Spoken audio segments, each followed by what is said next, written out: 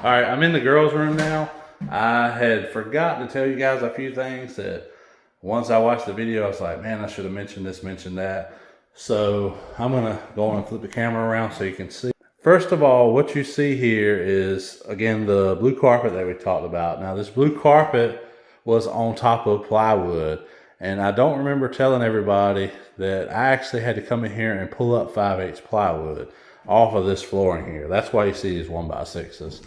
Okay, now there was some water spots here. Like the plywood was dry, but you could tell that some water had gotten down in there.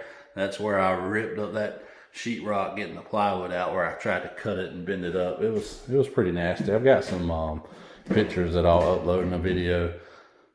But the sheetrock itself, or the base molding, is going to be 1x6s. So I'm not gonna do anything with that.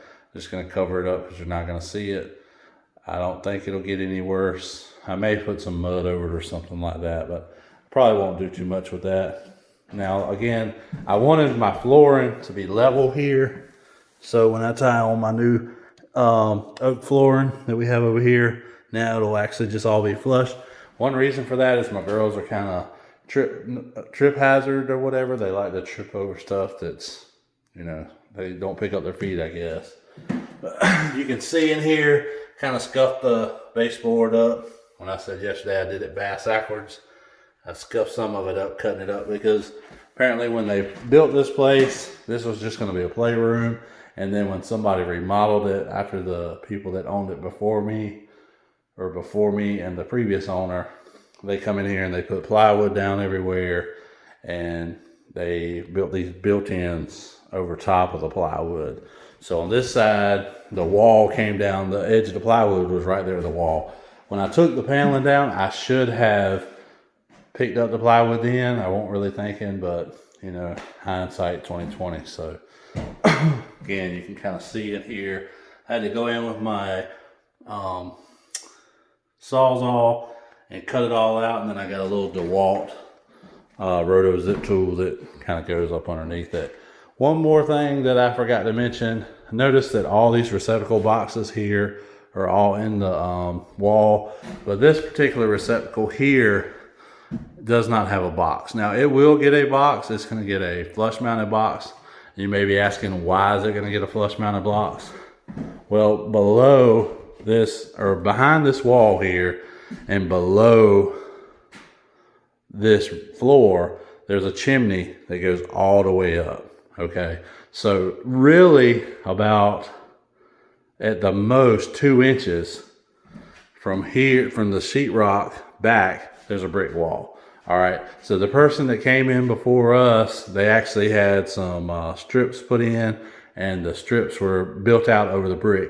Now, if the brick had gone all the way to this corner, I may have just left it, so when we took the paneling down, we saw the brick, but the brick actually stopped about 2 foot just on the other side of that box there from the corner of the house. All right, so this is why this wire isn't in a box. Now you may say, well, how come that wire was in a box? Well, the previous people who had a receptacle here had made an indentation in the brick, right? So they knocked out the brick some so that box would fit in there. I didn't feel like messing with doing that. I just said I'll get a flush mounted box and it'll be fine. So when we put a TV up there, you won't be able to notice it.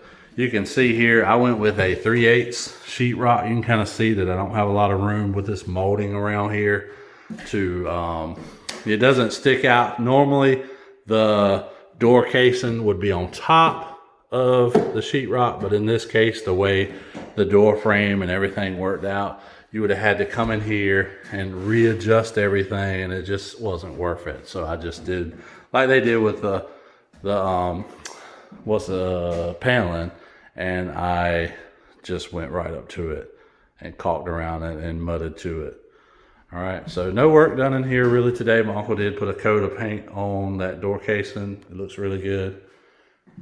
And I think that's it. Other than the ceiling, we got to straighten this line out. We were just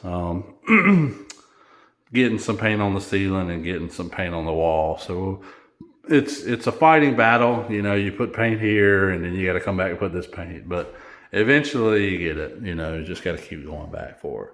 So that was a couple things that I meant to mention when I was in the girls' room that I did not mention. All right.